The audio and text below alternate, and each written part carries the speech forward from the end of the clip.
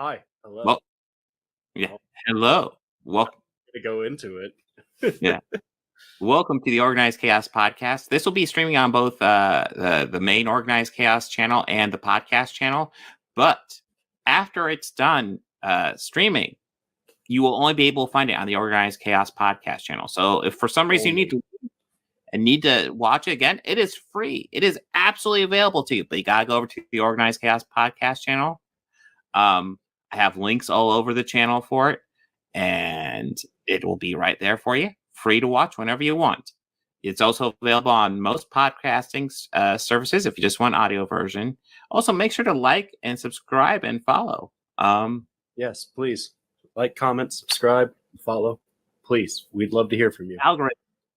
Yes, the algorithm things are good. We like the algorithm. And don't things. just watch Do the first algorithm few things. minutes of it either. Watch the full thing. You know, we stagger our way through a lot of stuff. Mostly with a 95% success rate. Yeah, to a degree. Yeah, it's almost a success. And what's amazing is that the podcast never has any technical issues. It's always seamless in every aspect. Never. This is never. I mean, we call it the best podcast in the history of the universe, and we only call it that because it's true. Like, Our there's motto no here better is, way to fuck describe it, this we'll podcast. do it live. Yes.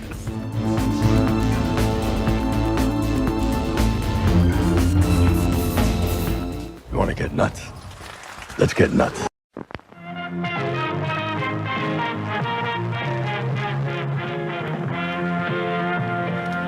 Hey, this is Future Rob here, just doing some work here at the studio, working on these vlogs and podcasts. All these counselors start dropping dead, left and right. Heinous killings. Turns out, that kid who drowned the year before, his mother came back to that camp and exacted revenge.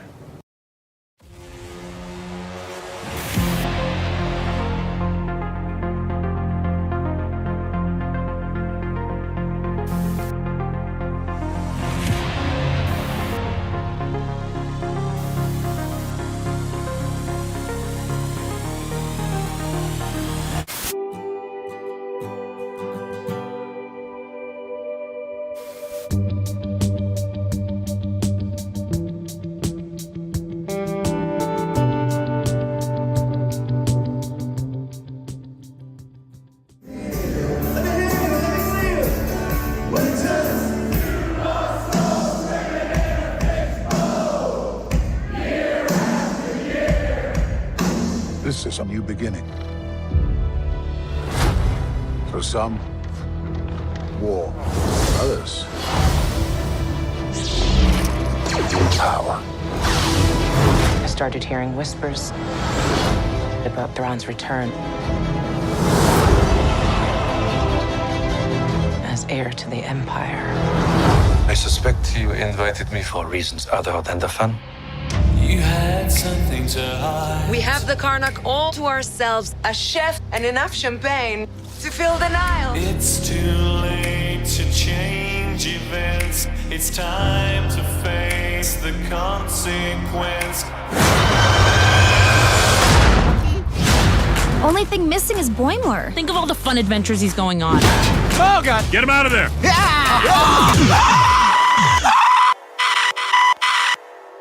We may not look like a lot, but when it comes to a fight, us Starfleet officers are trained to throw down and let it go! Teddy, run! So say you help me, mama, 'cause it's getting so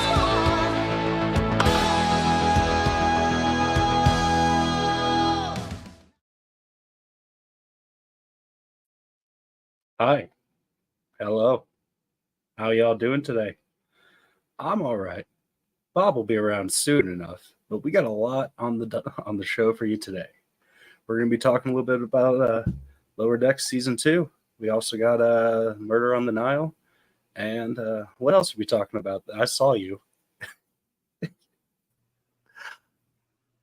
Yeah, nice try. I'm trying to be sneaky. Oh, my God. You were trying. I'm using my power. I'm just going to throw you on the show. Yeah. Podcast, guys. Yeah, your producer power. Yes. No. You brought up Star Trek season Lower Deck season 2. We got Death on the Nile. We got Death on the Nile.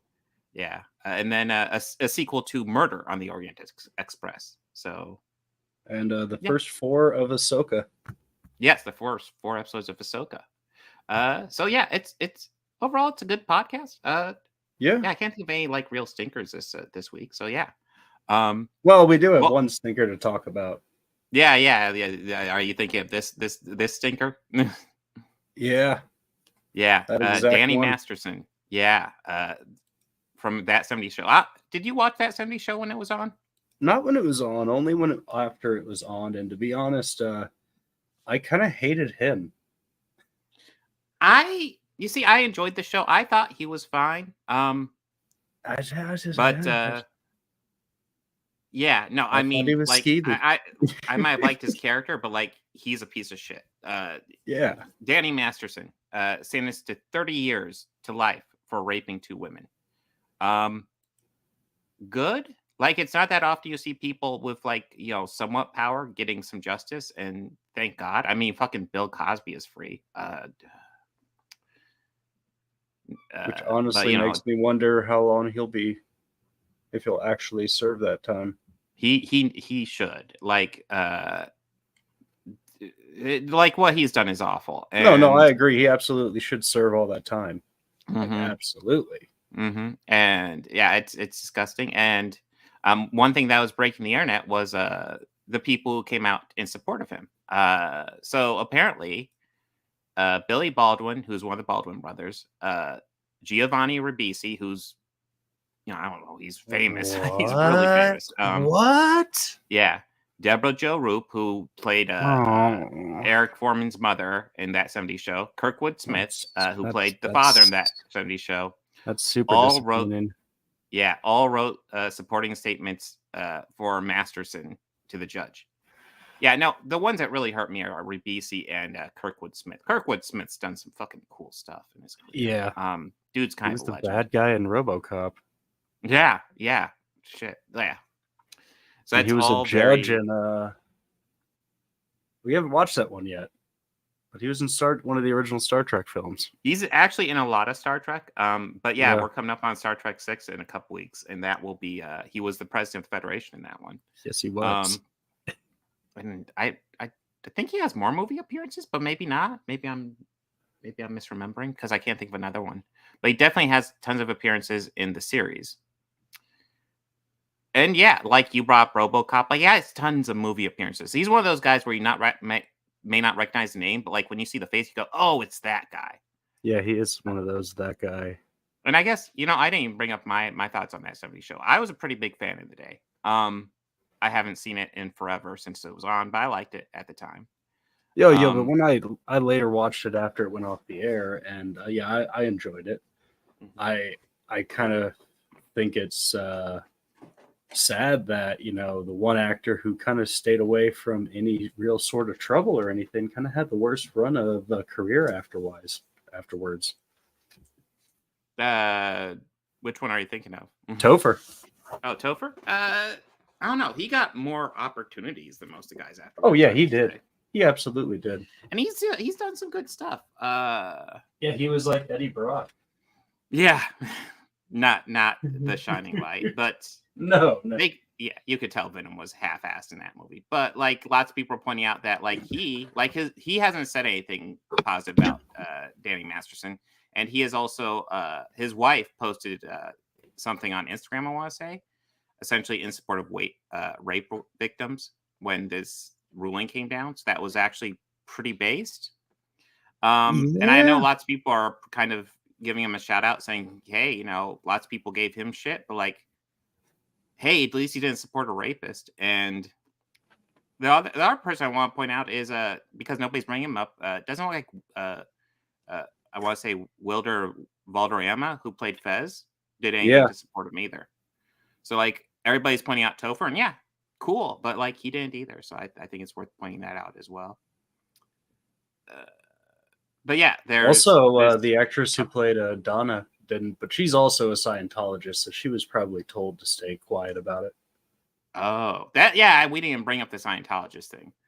Well, yeah. Sometimes Danny they like Masterson to is a make Scientologist. examples of people to show. Yeah, we punish bad people. Yeah. We need to forget about that sex trafficking reign that the Scientologists had, but No, Scientology is a cult. I mean, I feel like I could say that about lots of religions, but Scientology in particular is probably the no comment, most Robert. culty, biggest one. No comment to that. Yeah, but it's kind of terrifying. But yeah, so since then, there's been a Conan O'Brien thing that's been unearthed.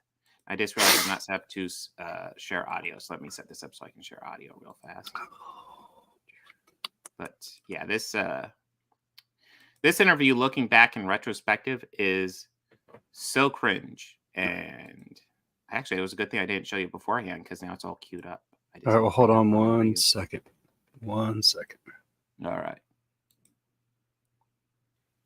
I just remembered something else I wanted to talk about.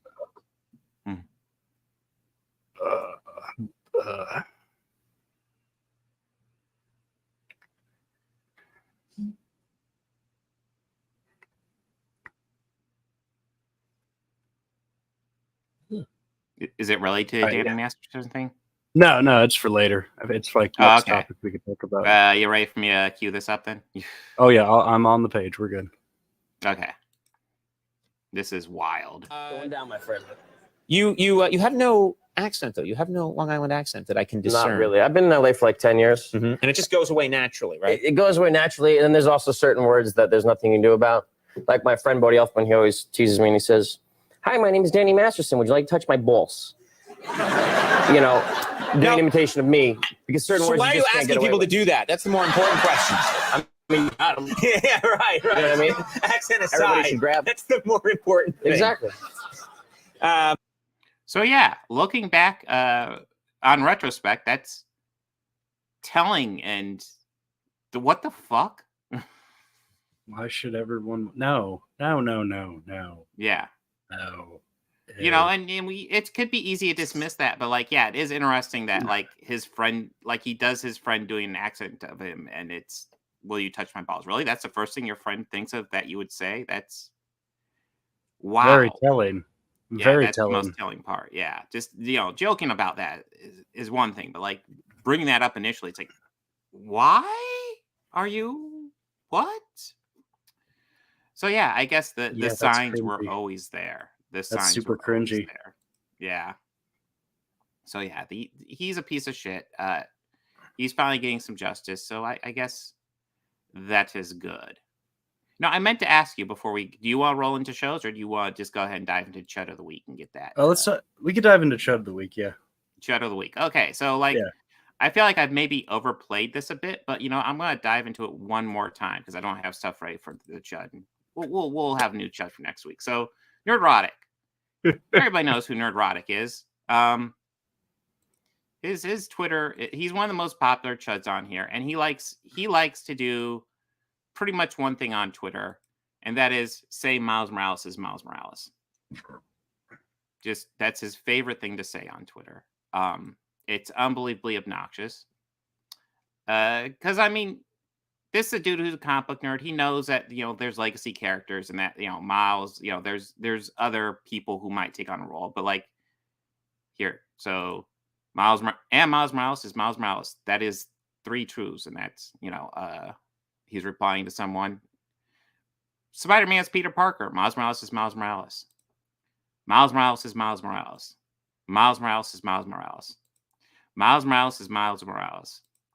Miles Morales is Miles Morales. Have a nice day. Spider-Man is Peter Parker. Miles Morales is Miles Morales. That's what he likes to do. Gee whiz. What are your immediate thoughts on that, Bobby?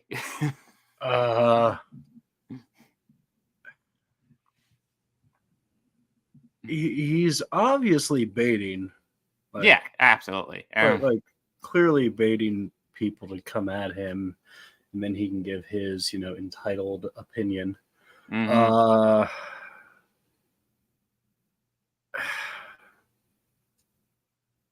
I think he's just starting to believe his own bullshit.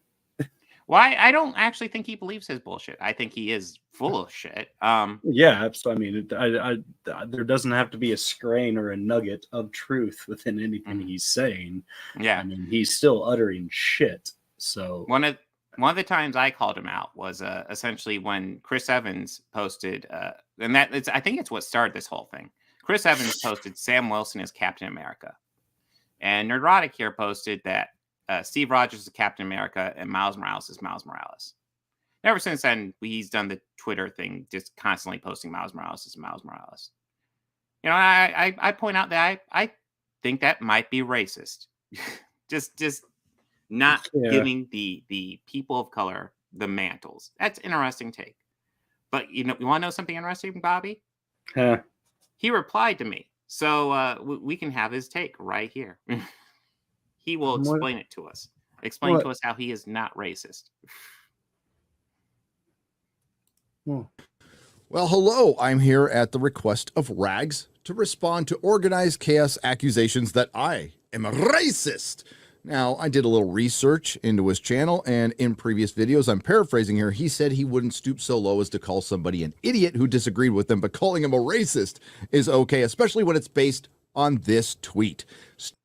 So, immediately he's going to straw man me, which is, that's how you know somebody's good faith right there, right? Well, on behest of the request, the request is already discredited because I know the lot that Rags has. So, it has that one guy that you and Dane were talking to, and he. Oh yeah. What was his name? There's Southpaw. The casual racist guy. Oh, you're talking about the actual fans. Yeah, Jim the casual. He's the fan. Yeah. He's a fan, but I mean, if that's like the crowd that they attract, then that gives the caliber of the bar we're working with here. So, but hey, he said your name, bud. Yeah, absolutely. It means I'm getting to him, which is yeah. Can you go back just to hear him say it again?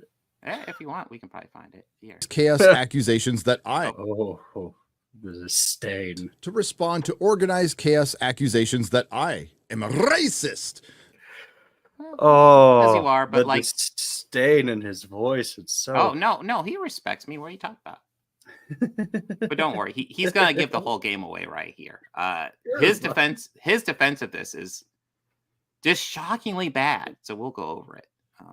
Wouldn't stoop so low as to call somebody an idiot who disagreed with them, but calling him a racist is okay, especially when it's based on this tweet.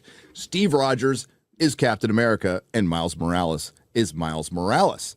This is a factual statement. Steve Rogers is indeed Captain America and Miles Morales is Miles Morales. I put this on Twitter because it brings a lot of morons to the yard who like to project their hate and vitriol on factual statements, and it really just exposes how stupid Twitter can be. So I've said it before, but I'll say it again. He's just admitting to be a troll right there. That's literally all he's saying. Yeah, I'm trolling. He did. He's grifting. That's all I'm doing. I don't believe anything I'm saying. I'm doing it for the clicks. So whenever you hear him say something controversial, no, he's doing it for the clicks. That's it. This statement does not say that Sam Wilson isn't a Captain America. It doesn't say John Walker isn't a Captain America, or Isaiah Bradley, who was retconned as the first Captain America, isn't a Captain America. It doesn't say that Bucky Barnes isn't a Captain America. It just says Steve Rogers is Captain America, and the same goes with Miles Morales. He is indeed, again, Miles Morales. He's also a Spider-Man. But I just want to stress that's what people have been saying. That's it. Miles Morales is Spider-Man, and he just admitted it. Essentially, in this clip, he tells me, hey, I'm trolling, and Miles Morales is Spider-Man. It's like, thank you. That's why I wanted to hear.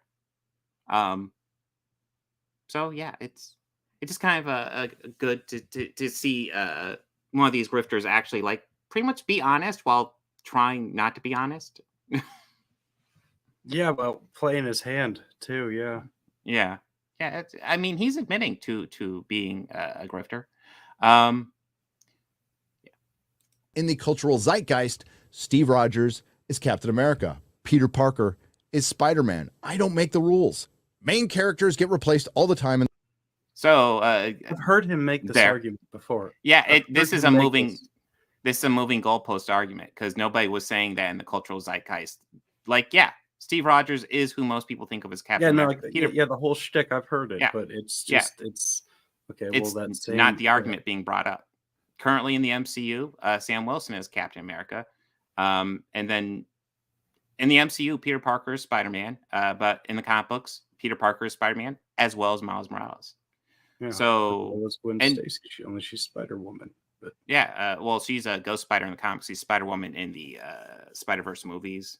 Yeah, I don't know if they'll change her as Spider-Woman because Spider-Woman's kind of an interesting offshoot character who's not really Spider-based but has the name. That's right. There's a history of Spider-Woman. It's weird. Yeah, but yes, it's refreshing for him to just come out and say, "Hey, dude, I'm a troll. I'm full of shit. Don't listen to anything I say." But let's see. I know the comic books, and it can be fun. One second. I think anyone with the background that he's using, let's just take a look at it real quickly. It looks like I've seen it. He's a big DC fan. I'll take that. Just looking at it. I'd say he probably can't decide between Batman or Superman, but he's probably more of a Supes guy. I'm going to take a shot in the dark there. We'll get a look of who he has on the microphone. It's kind of tough to see in this shot, but it is. If you can see it, let me know. Otherwise, I'll just tell you. Is it Thanos? No, on his microphone, it is. Gina Carano from Mandalorian. Oh, I see it up there. Yeah. Okay. Yeah. I thought that was part of ones that were on the wall. It's probably more part of the grift. Well, yeah. It's one would even say that's a virtue signal, wouldn't you? Yeah, but because we know. Well, the point I'm making is, I think anyone with that type of a fandom, or even like, obviously, that's his base audience back there. People who, again, like just comic book fans and fans of comic lore. I don't think he has any room to be talking about a cultural zeitgeist. Because anyone, that's just my point. I just like moving that goalpost. Yeah, we can talk about cultural zeitgeist all you want. One thing about the cultural zeitgeist I'll definitely tell you about is that changes over time. So, true. Yeah, currently Peter Parker is more thought of as Spider-Man. Maybe in 20 years or 10, Miles will be more thought of as Spider-Man. Maybe in 10 or 20 years, they'll be thought of as equals. Who knows? The zeitgeist is changing. Like, sure. I mean, it's an irrelevant point to bring up, and it has no bearing on Miles Morales being Spider-Man. In the back of our mind that Bruce Wayne is coming back, Clark Kent is coming back, Peter Parker's coming back, and Steve Rogers is coming back, just like he came back in the comics after Sam Wilson was Captain America for a little while. Let's just go to the latest Marvel thing, the Marvel Pfizer comic. Do you see? And this is something he does. Like I've never heard him do commentary on the vaccine or COVID, but whenever he gets the opportunity, he brings up something around that. And I just find it intriguing. Just of all the examples to pull up, he's pulling up the one on the vaccine. Okay.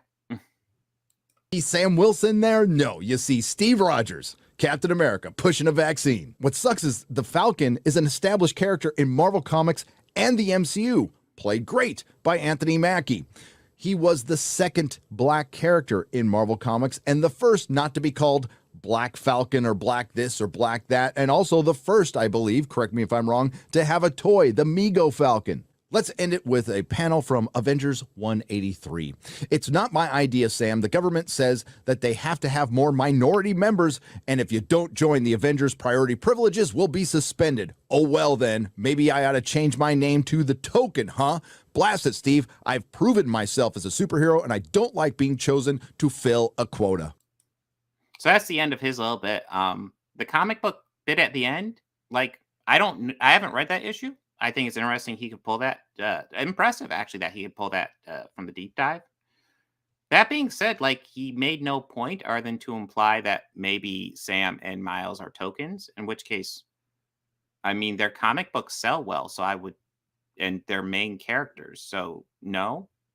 Yeah. But also, I bet you the actual I'm thinking the theme of that comic book, the story of that comic book was about how Sam isn't a token. But yeah, that's the end of Gary's bit, and I think Rags kind of sums it up nicely here. Ah, well, thanks very much for doing that. I would consider this issue put to rest. Yes, and I agree, Rags. I consider the issue put to rest. Nerdrotic is a troll, and Miles Morales is Spider-Man. Thank you. But yes, that's just a fun clip I came across. I've covered it a couple times, but yeah. Anything you want to add, Bobby? Are you ready for the main show? Nah. Let's get into the show. Okay. So, Ahsoka. Yeah. First 4 episodes. So, real quick, I'm going to have a little rant on Disney Plus because I've been having app issues on Disney Plus and it's been pissing me off. This beginning rant has nothing to do with the quality of the show. But I've been trying to watch this series for I could spend probably about a half hour trying to watch this series probably over the past week. Because I'll click on it and Disney Plus crashes or it resets or it goes back to the opening page. And I probably did that at least a dozen times, probably taking a half hour to wait for everything to load, trying to watch this series. And it's really frustrating to pay for a service and then not have that service fucking work. That is obnoxious and ridiculous. And I feel a lot of these, frankly, it's a symptom of late stage capitalism. A lot of these big companies are just collecting money and don't care at all about the service they provide. Just take the money and run, essentially. And it's pissing me off. Any late stage capitalism rant you want to dive in, Bobby? Are you ready for the show? No. I'm good. All right. So come November though, I will get my soapbox out. But yeah. Mm-hmm. Yeah. So Ahsoka. I have 2 minor complaints about this series, but I would say overall, I'm kind of loving it and digging the crap out of it. Yeah. Where are you at, Bobby? I'm kind of liking where the story's going so far. Yeah. I'm interested. I'm invested. Mhm. So. Well, I mean, essentially, we know the bad guys' plans and we know elements of what they're doing, but we don't know exactly how point A goes to point B, and they're leaving just enough out that's really making the mystery interesting. Yeah, they're not making this one as predictable as they have in some of their Star Wars series in the past. Well, I would definitely say this is my favorite of the Star Wars series outside of possibly Andor, from what I've seen so far. I said I have 2 quibbles. The first essentially being mainly from the first episode. This series, we're dealing with lots of characters from animation getting recast into live action and brought to life. And essentially, the first episode is kind of bringing us up to characters like kind of Ahsoka, although we saw her in The Mandalorian, but mostly characters like Sabine Wren, Hera Syndulla, I want to say is the Twi'lek general, and Ezra Bridger, characters from animation. I guess to a degree, Admiral Thrawn, although I read the Timothy Zahn books a long time ago, so I have a decent knowledge of him. But it seems like this series is kind of a sequel to not just Mandalorian, but also Star Wars Rebels, which was an animated series that I have not seen. I have not either. Yeah. And then, look, we have a troll that is just not going to shut up. So I'm just going to go ahead and get rid of them. Good fun. But yes. So this is what I like about this series. I was going through the things I was not thrilled with. So the thing I mainly wasn't thrilled with was how Sabine was introduced. It was one of the most cliche, predictable introductions ever. It's like her being the rebel and running off, and actually kind of remind me of kind of like Kirk in Star Trek 2009, where he's stealing the car almost, just that type of shit. And he Star Trek 2009 at least was for its time, even though now it feels a little dated. But yeah, here it just feels a little not the greatest introduction. The other thing I have an issue with is there's a scene where their ship is powerless, and Ahsoka goes out onto the wing, and I assume she's going to use the Force to try to ward off the enemy ships, but instead the enemy ships decide to shoot at her, and she deflects it with her lightsaber, which seems weird. I don't know why the enemy ships don't just shoot at the ship. And that's the thing. I was expecting him to shoot at the ship and her use the Force to deflect those in some way, but instead they shot at her, which felt weird. So I feel like that scene could have been better handled. That's about it. Like I said, one thing I love about this series. Well, I guess, Bobby, do you have any complaints before I go into what I love? No. Okay. Well, here's what I love. I love that this, like, right from the beginning, we have a text scroll, even though it's not traditional text scroll.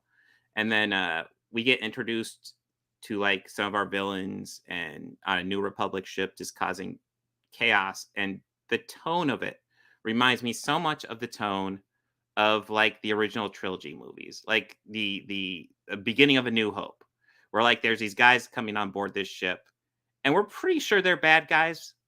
And yeah, of course they are. And like, I love the mystery aspect here, where we get essentially our three main characters, which are Ahsoka, Hera, and Sabine, trying to figure out why these Jedi are after this map. And I guess Jedi won't be quite the right term. I guess they'll probably have to dive into that, because I've noticed their lightsabers are orange. Did you notice that, Bobby? Yeah, though they looked red to me. But no, I did not notice. I didn't really notice it until they were next to a red lightsaber, and I realized, hey, their lightsabers are actually orange. So I'm not sure what that means. There's probably a deeper dive we could do into lore and figure that out. But I'm kind of assuming the series will explain it. Oh, well, I mean, either that or that's just the color of the crystal that they have. The Kyber Oh, well, I'm sure it's the color of the crystal they have. But I'm kind of assuming it identifies something else.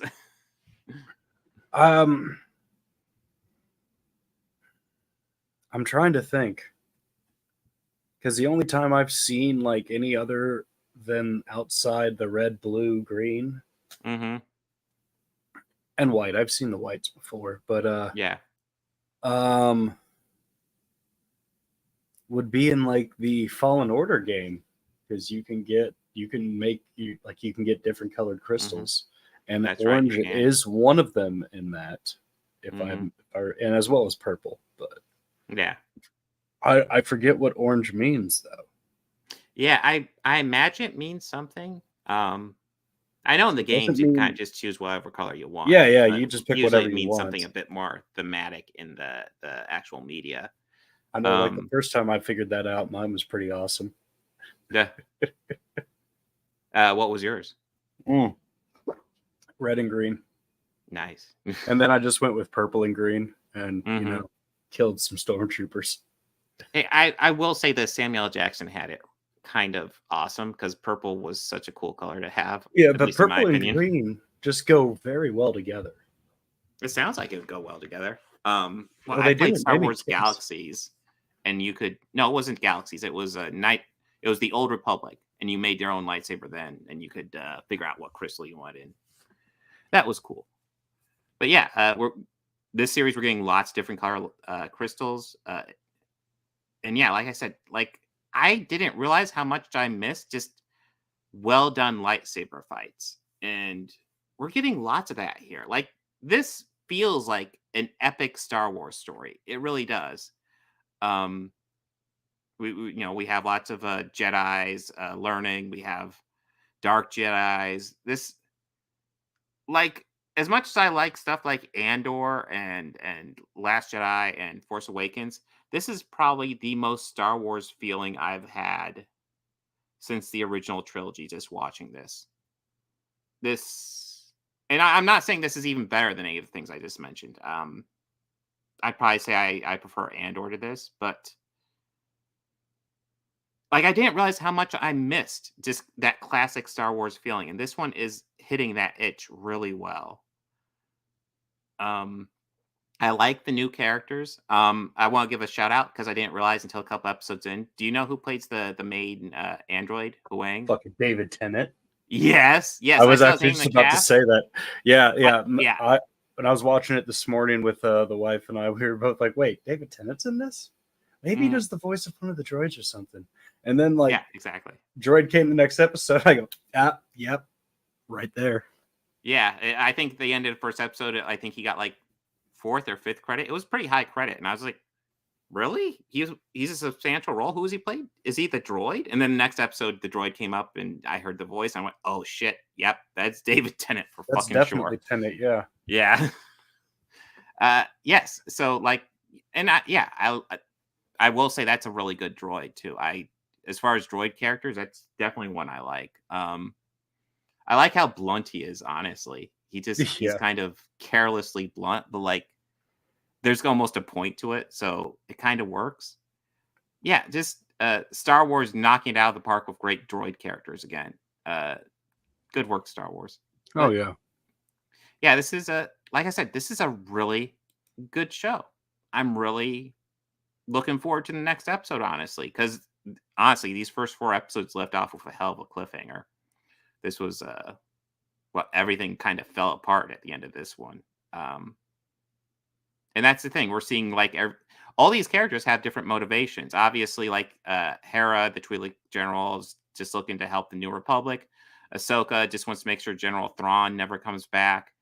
And Sabine just wants to make sure Ezra, who I assume is her friend from the other series, comes back.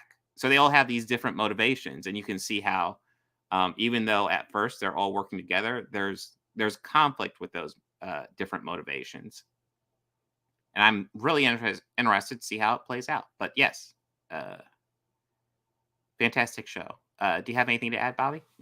No. I will agree. The spaceship battle scene was a little like the fuck. Yeah, I was hoping for Is something it? really badass. Like she's like, I'm stepping out. I'm just like, I'll buy you some time. And I was like, oh, is she gonna like force move the ships or block phase? Yeah. No. Instead, they. I am shot a at little her, and it's just disappointed how they ended that season or episode 4, though.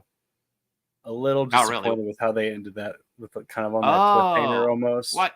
I guess spoilers because Yeah. we can go into that. Spoilers. She's on some sort of walkway, which I think I've seen clips of in the animated series, but I don't really know much of. And she, Ahsoka, meets up with Anakin. So we will see how that goes. But yeah, that was an interesting twist at the end of episode 4. CGI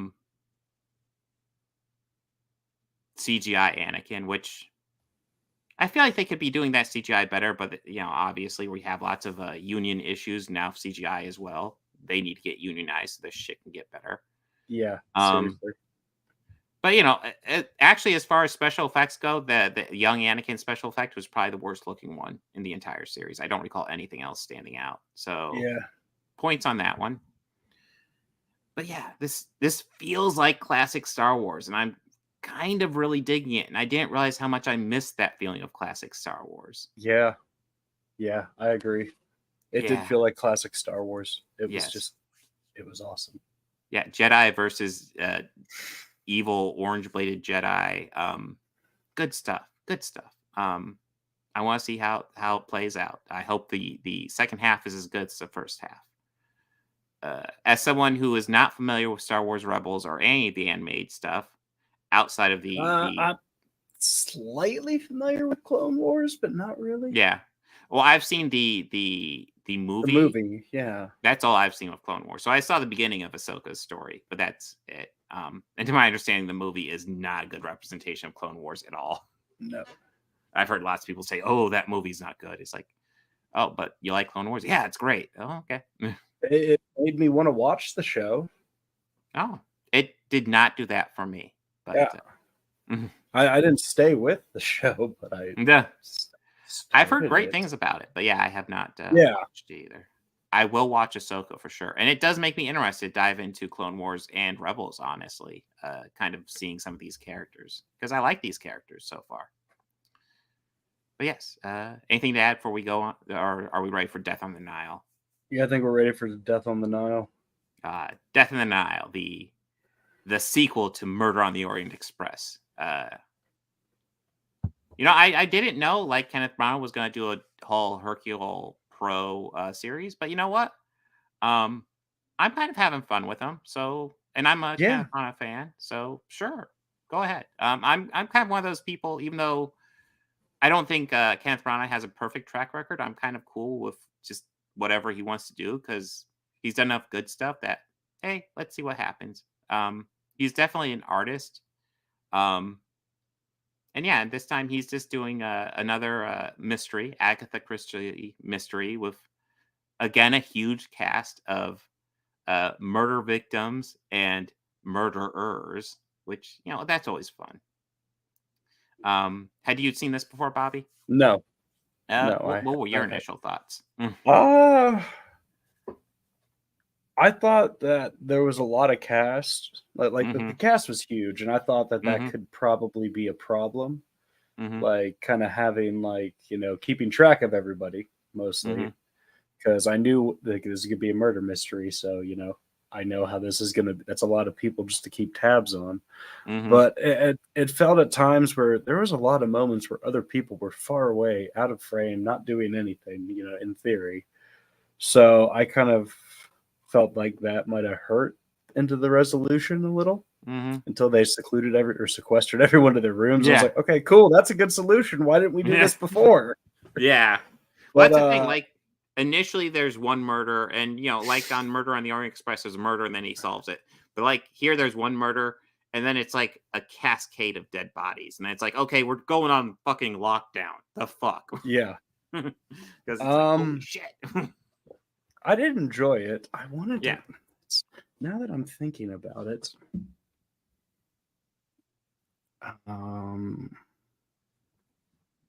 somebody on there that I just wanted to make sure it was who I thought it was. Oh, okay.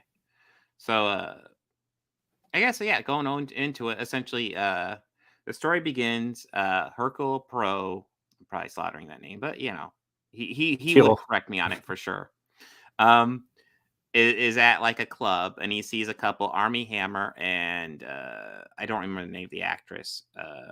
What was the name of the character even? Was it like shit? I'm brain farting. Let me look this up.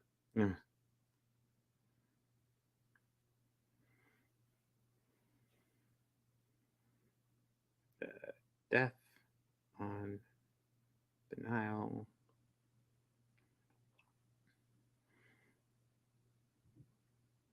Oh my god, it's alphabetical.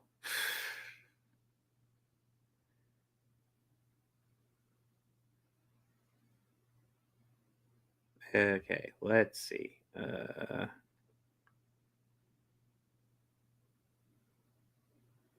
Jackie. Yes, that's it. I want to say Jamie. No, it's Jackie. So Armie Hammer and Armie Hammer's Simon and Emma McKay's Jackie are engaged to get married. And she wants to introduce him to her best friend, who is Lynette, who will give him a job. And so that way that will help them get set up for their marriage. And then, so we see that happen and we see there's a bit of chemistry between Lynette and Simon. And then we cut away and then we cut back like 3 weeks later and we see the marriage and Simon comes out married to Lynette. And we see Jackie as a jilted lover who's like following them around. And and then essentially for like an hour, we see kind of death attempts happening before there's a death that happens. In fact, if I were to throw my biggest criticism at this is I feel like for a murder mystery, it does take a long time to get to the murder. There's a lot of setup. And I will say the setup was worth it. The setup is, I think, almost good enough to constitute it, but not quite. But it takes a long time to get to murder. And also add to it, like, once we get to the murder, like, it's a cascade of bodies. Just boom, boom, boom at that point. But yes, we also see Poirot meets up with Book, who was in the last movie. Essentially, they're the two returning characters in this movie. Hey, Mikhail. But yes, so they end up on this cruise. Lynette, spoiler, Lynette gets murdered. and it becomes a mystery of who done it, because both Simon and Jackie have airtight alibis. And who would have thunk it? Pretty much everyone on this cruise has some sort of motivation to kill Lynette. There's so many layers to this, and it's about, breaking it down. I think this movie actually does a really good job of throwing up enough red herrings to make you actually wonder who killed Lynette. Because there are so many red herrings, and it's so much evidence brought up here, there, and it really makes you wonder. I remember when my first impression of this one was more positive than my first impression of Murder on the Orient Express. And upon rewatch, both of these, like, fairly close together, I think they're probably about equal overall. I think they're both good. Neither one of these movies are flawless, but these are both fun murder mysteries. So if you enjoy, like, murder mysteries where you have, like, a billion suspects and weeding out which one's the murderer, this is a good one. How you doing, Bobby? Good. I found what I was looking for. Yeah, the actress. Yeah, I was scrolling through the whole cast, and it's I was going alphabetized on IMDb. Driving. Yeah. So it took me a few minutes to look for who it was, but yeah, there was a lot of familiar faces in this, like ones that I thought like, and the one that I wanted to think about the other day, when I was watching it, I was like, I wonder if who is that? Is that? And yes, it was Rose Leslie. Oh God. Yes, she is. Yeah, it was driving me crazy. Yeah. Yeah, I was scrolling up through the cast, and then I realized, I clicked on Murder on the Orient Express. That's why I'm not seeing it. That's why I'm like, this person wasn't in there. No. Okay. Yeah. Sorry. Rose Leslie is on the cruise, and she is somebody who was engaged to somebody.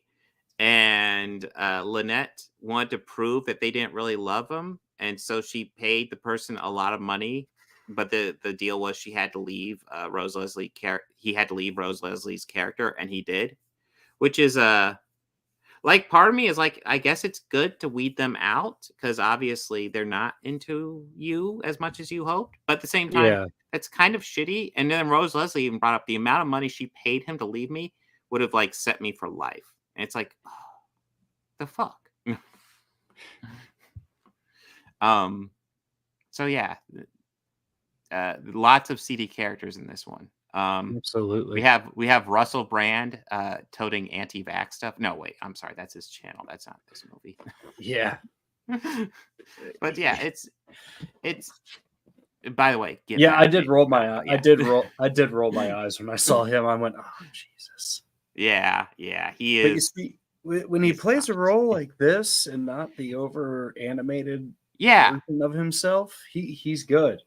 I was about ready to say, you know what? The wild thing here, he kind of proves he's a good actor, because, like, does not act like Russell Brand. Like, Russell Brand kind of has this way that he acts on his YouTube shit and typically on his movies, that he doesn't act like at all here.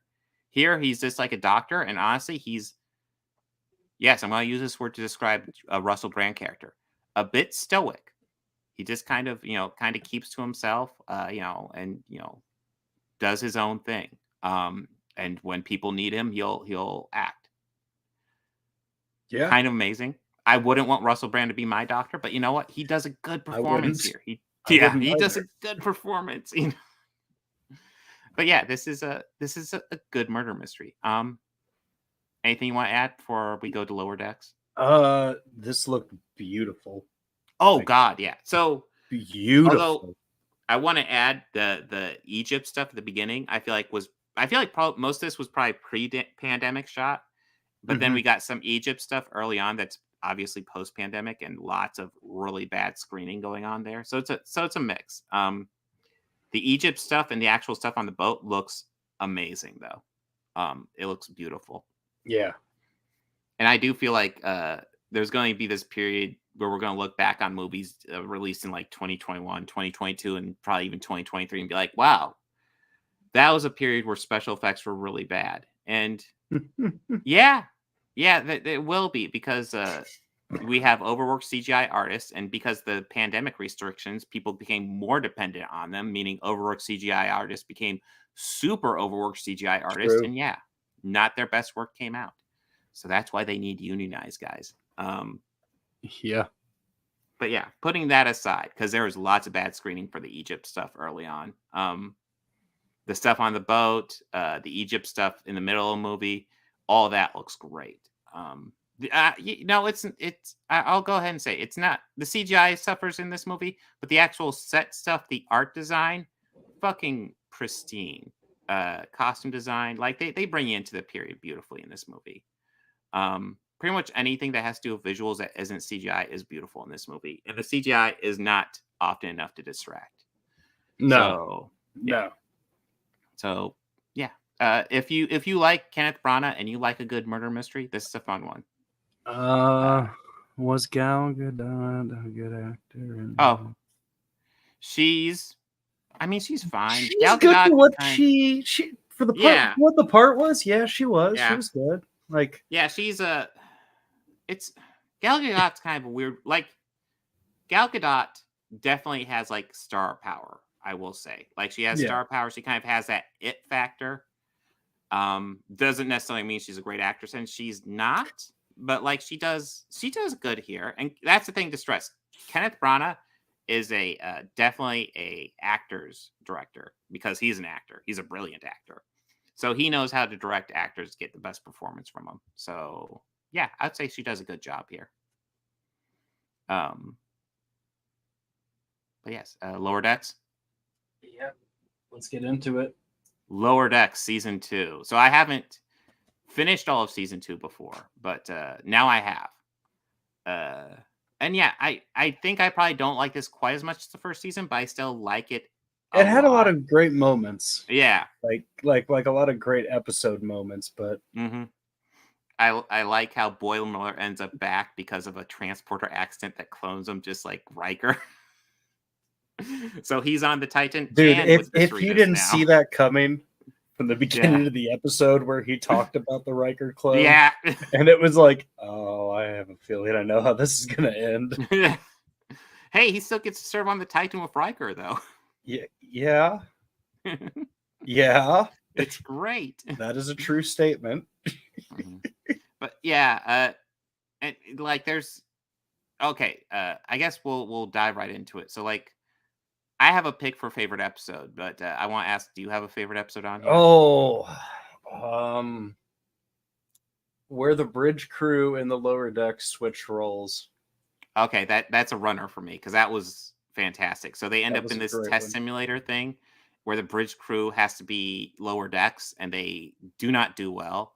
But then the lower decks has to be bridge crew and they don't do well, except for Boimler, who is just knocking it out of the fucking park and just keeps on redoing the test until he gets to 100. And his is the Borg.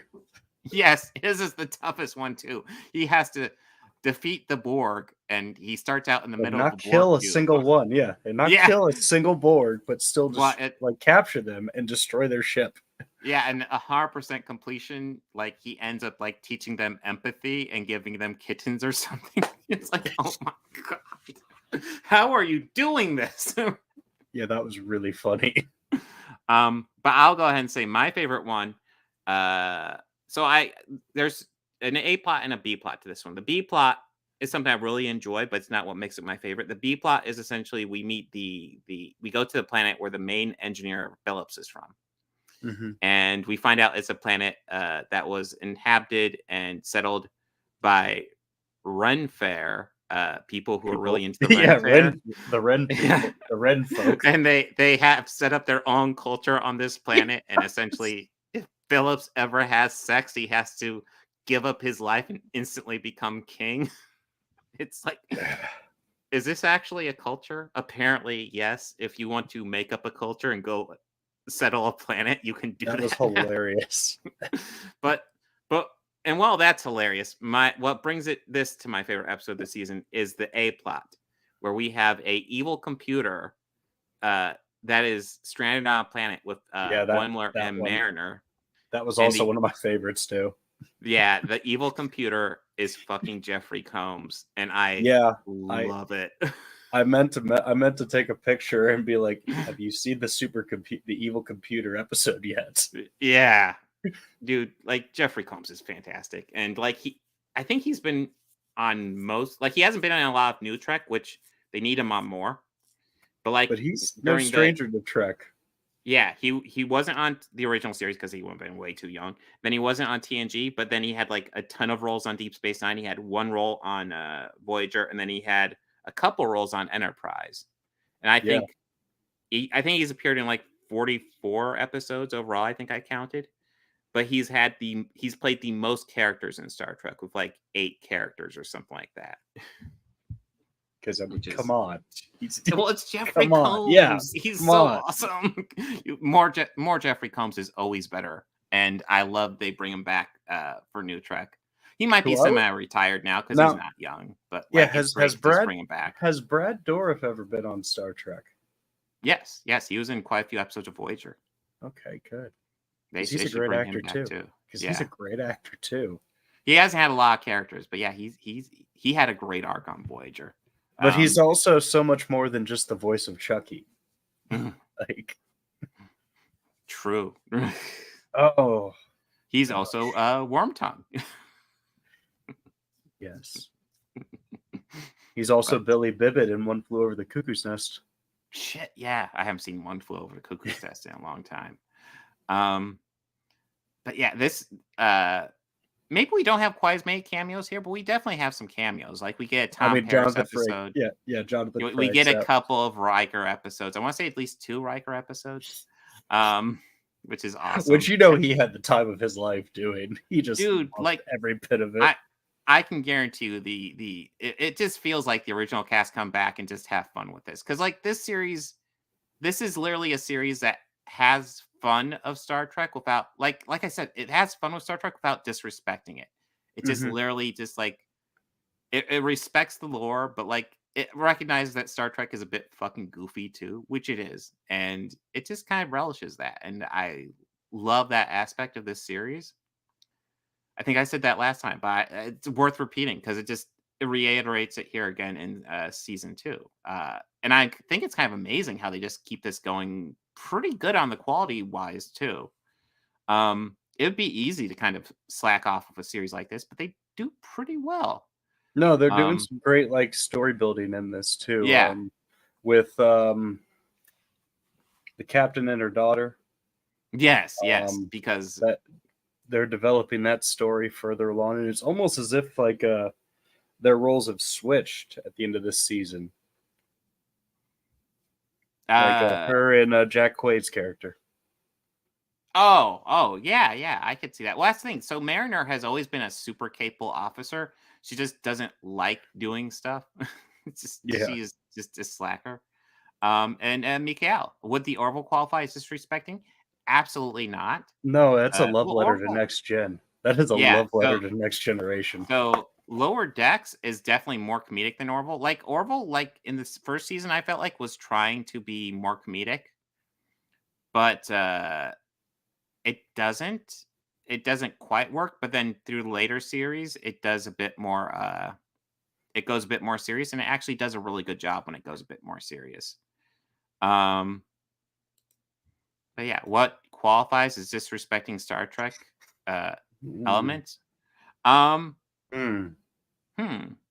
Like as far as like big series, I don't know if there's really been a big series that really disrespects Trek, I would say. I'd say not taking the lore too seriously, or like or just being blasé with it, or like not going into like the different aliens and their cultures and the fiction behind the histories of the world and the lore, I guess. Yeah. Great question. Yeah, it's a good question because like as far as like big pieces of media, I don't know if there's been really something that disrespects Trek. I mean, I could probably go into some of the movies and stuff. I could probably, I don't know. Like, I don't know how much I'd care to, like, because they're not the topics this week. But like, I'm trying now. You got me thinking. Like, what would I say disrespects Trek? The last episode of Enterprise, where it turns out just pretty much being a holodeck program that Riker was running. That was bullshit. And there's a couple other episodes I could probably go into. You know what?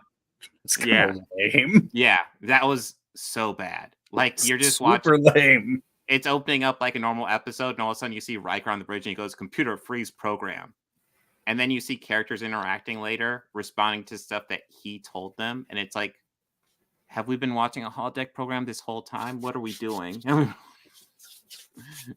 So that's kind of bad. Like, we could definitely go into stuff for sure.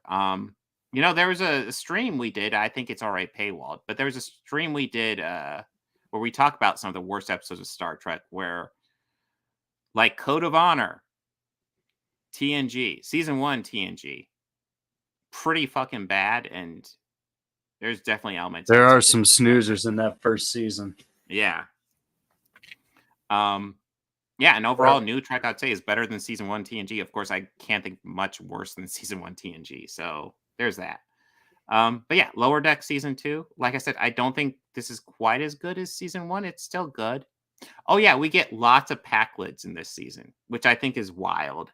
Like, for an alien race that was a one-shot in TNG because they were kind of dumb and useless, they're getting lots of play here, and it kind of works because I feel like Lower Decks can take some of the lesser elements from like the other Star Trek series and just have fun with them. I have to admit, I love the fact that when Tom Paris pops up, one of the first things that they bring up is when he became a salamander, which is literally like the fourth. I think IMDb rated it as like the fourth worst episode of Star Trek in history.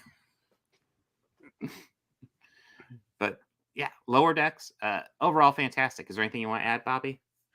No, I'm actually can't wait till we watch more of this. I'm really enjoying this show.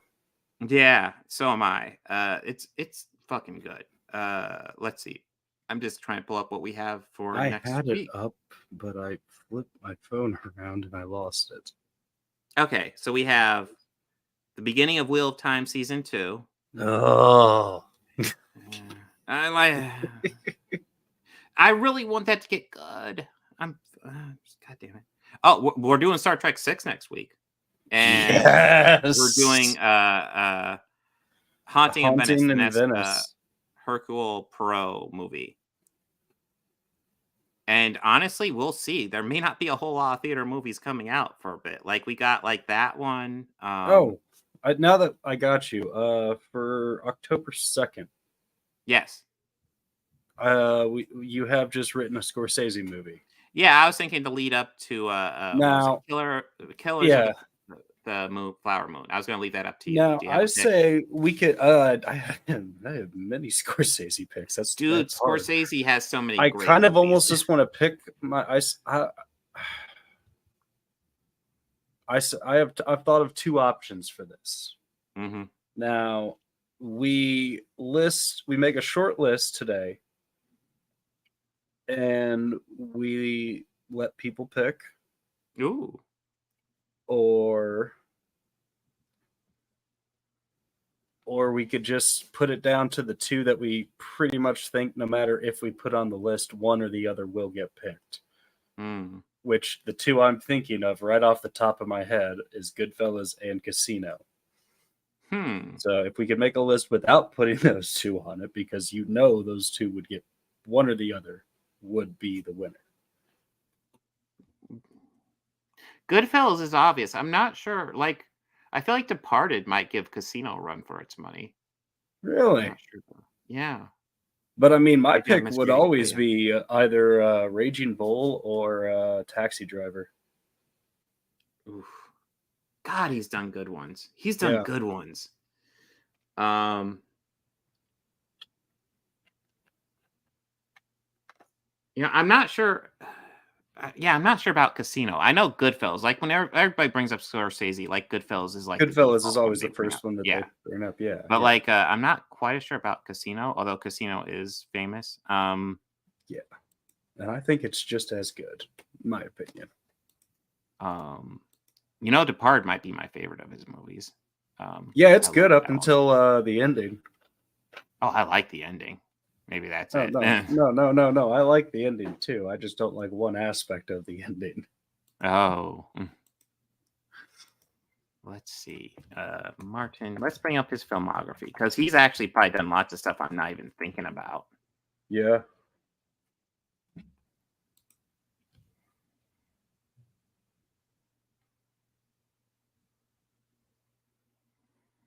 All right. Director. 72 director credits. Holy shit. Well,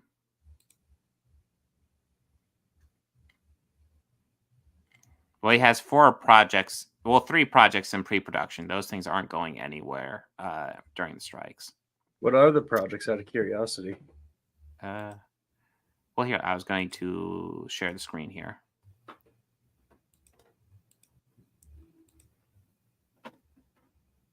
It probably helps if I bring it up too. All right, so a Gangs of New York TV series. I don't know if I'd be interested in that unless it brings back. Well, no, Gangs there's of no New way they York. could bring He back also Daniel did that Day-Lewis, too. but yeah, that's a great one, by the way. Roosevelt, which I assume is about FDR, could be interesting. Could be about Teddy too. No, it's Both about would be Teddy. interesting. It's about Teddy. It's about Teddy. Okay. No, I hope it is. I hope it's about okay. Teddy. Yeah, that would Both be would cool. both if would it be was him and the interesting. Rough Although I Riders. guess, yeah, It FDR was has him and the more Rough about him, Riders. so. Him preserving the national parks. Fuck yeah. An Afternoon with SCTV. Oh, this is probably like a documentary, I assume. Hosted by Jimmy Kimmel. Oh, I don't like that. I like the cast. I like the cast of SCTV. Yeah, did you hear about? Oh yeah, the cast. Oh, you know, of it's Second Jimmy City Kimmel. TV? I went to Jimmy Fallon. Never mind. Jimmy Kimmel's fine. Never mind. Oh my god, yeah.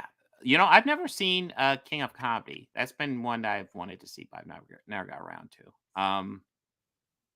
I've never seen Cape Fear. Oh, Shutter Island. I forgot about that one. That was a fucking good one. Jesus. Hugo's good. Doesn't blow my mind. Wolf of Wall Street is great. Shit. Irishman is pretty damn good. Oh, Yeah, the Aviator. Irishman was Jesus okay. Christ. Yeah, the Aviator. I was just thinking about that one. Oh my god. Yeah, he has so many fucking classic movies. Holy shit. He's a legend. He also He is directed The an Last absolute Waltz. He also And directed The Last Waltz. he too. directed Bad by Michael Jackson, the music video. That seems Mhm. familiar, but I didn't know it off the top of my head. He also directed he did a few Stone stuff, some stuff with the Stones. Yeah, is the most recent Kinda one Light. Kinda Light? Yeah. Yeah. Which I haven't sat down. Oh no, he did Rolling Stone Review just in 2019. Well, think if you that's watch one any of of the- his movies, you know he likes the Rolling Stones. He drops them all the time. Yeah, he is a fan of the Stones.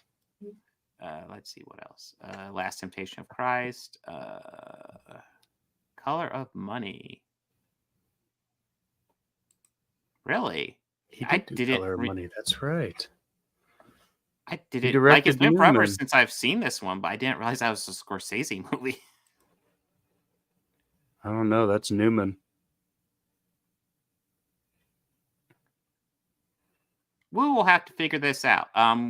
We will probably Last work out Waltz. something. However, if you guys in the chat if you guys want us to do a specific one, put it in the comments, and if we answer a lot, we will probably be tempted to do that one. Yeah. It's like 2 weeks until we do that one, so we got Yeah. some time. If not, we'll probably just do a fail safe. Mhm. Let's just name the fail safe. Why not? I kind Color of Money. don't want to do Goodfellas as a failsafe because it's just too obvious. It's too obvious. So let's do The Departed. Okay. Yeah, no, I I'd like work that for me. one too. Like I my like that favorite. one. I Yeah, enjoy love that one too. Dude, there's so many movies he's done that I love. I want to say Casino because it would just remind me of our sandwich making days.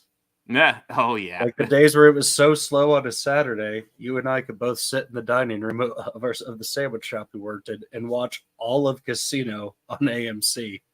Mm-hmm. Well, it was crazy. So like most places you work, the weekends are the busy time. But because we're in a college town, not only that, we're in a college restaurant. And college not campus only restaurant. And not only that, it's not an athletic college; it's a liberal arts college. Yeah, during So, the yeah. weekends we are dead. Dead. Like, dude, like we work the average evening during a weekday, fucking slammed. Busy and then all a week. weekend, fucking dead.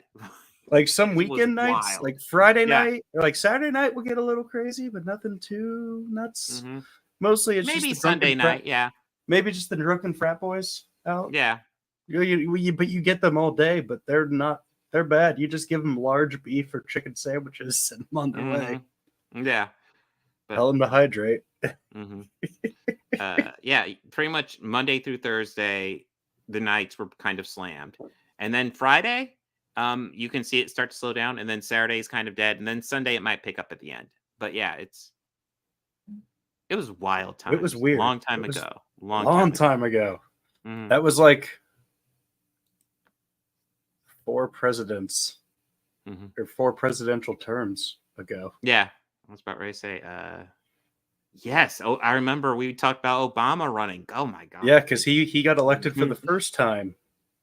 I think while we were working there. Yeah. Yeah. We had that on TV that night. Yeah, and they kept changing is it he to gonna sports. They kept changing it to Sports Center, and you and I were getting mad at him for that. It's like, God damn it!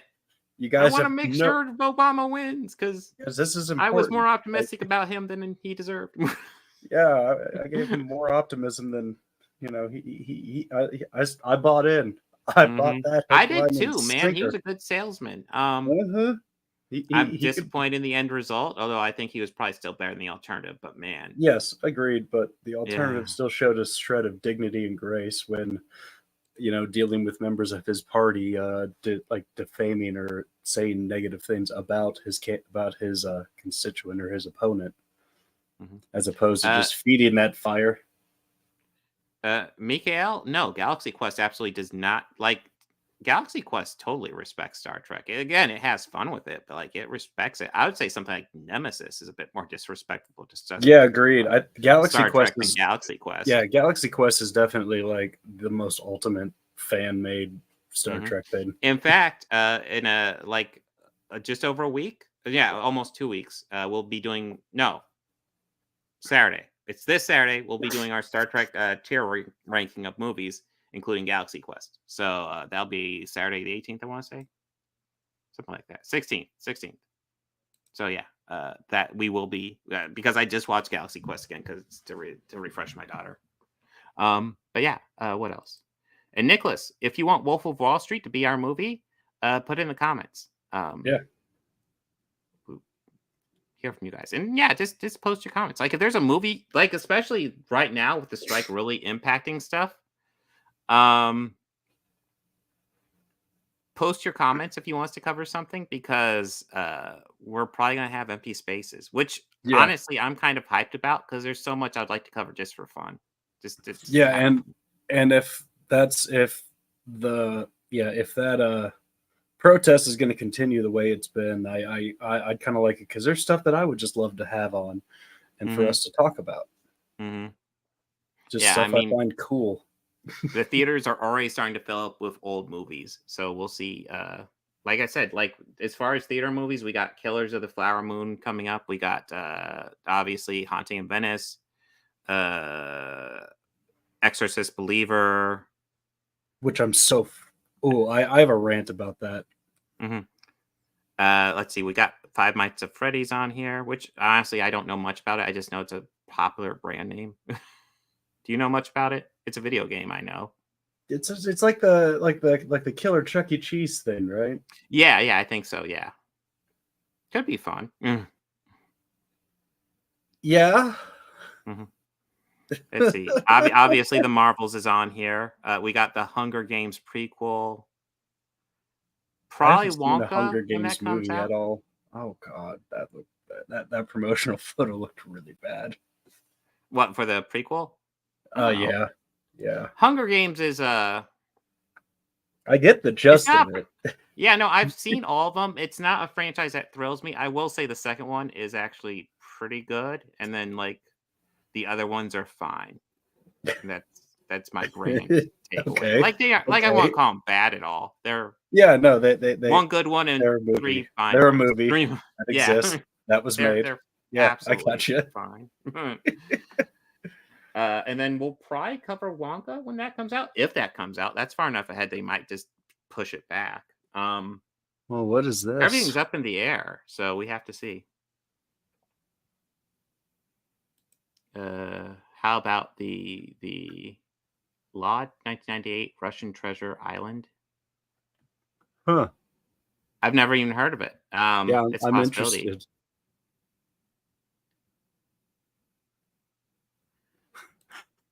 Hunger Games was peak teenage survivor thriller. You know, you want to know what Hunger Games is? Hunger Games is kind of a PG-13 rated battle royale. And if you've ever seen Battle Royale, you know exactly what I'm talking about. That movie is wild. If you ever want that but PG-13, you got Hunger Games. But guys, so before we sign out, go over to Bobby Quarters and subscribe. Yes. And then before we end this, let's show that trailer I added to our chat. Oh, because we didn't talk about this before the show. We had to get into it. Hold on, let me get that ready. Yeah. So this trailer just dropped last week, and I am excited about this for one thing. Be prepared to deal with copyrights because Toho is brutal. Oh, well, how about we just talk about it and not show it? We could talk about a new Godzilla trailer. It's up to you. I'm kind of fine dealing with the copyrights. I'm used to it, but it's on your channel too. So what are you? I've already had one, so not a strike, yes or just no? claim. No. No. Okay. All right. Never mind. I haven't seen it. Godzilla -1 Toho. Yeah.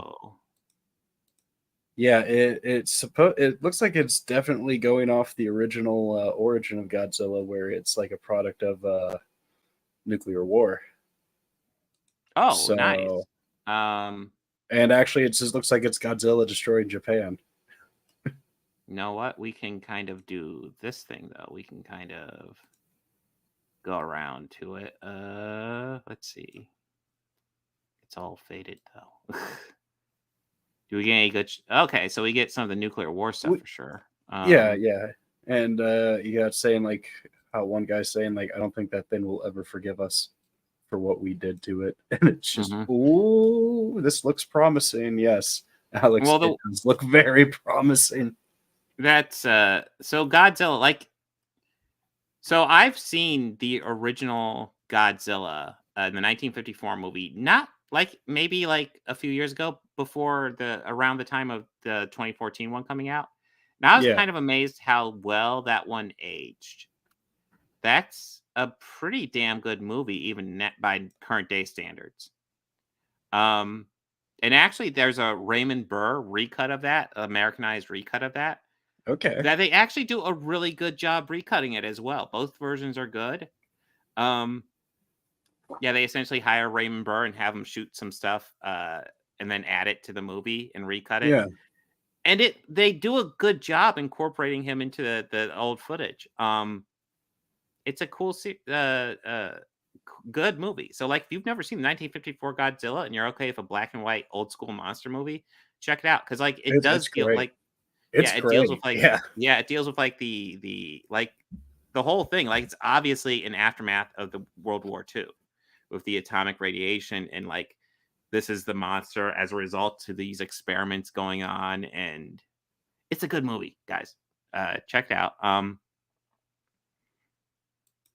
But yeah, Godzilla, like, there's a billion Godzilla movies. I haven't seen a fraction of them, but this one looks so much better than 98. Dude, I've had bowel movements that were better than 98. 98 was. I've had experiences at the BMV that are more pleasant than 98. Dude, 98 was bad. 2014, for all my issues with it, is still fine. Yeah. But yeah, 98 was no. Don't ever watch Godzilla 98. Just don't. No. I guess. Well, I can't even call that appreciating great trash. It's just let's dunk on Godzilla 98 if we cover it. Yeah, that's pretty much all we would do if it. I mean, if we're gonna.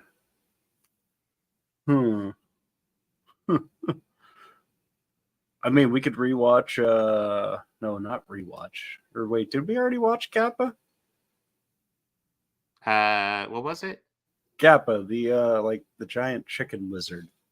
thing. Oh, yeah, I think we did. Monster from Yes. Prehistoric Planet. Yes, that we did do that one. Yeah, I have Chicken the lizard. yes.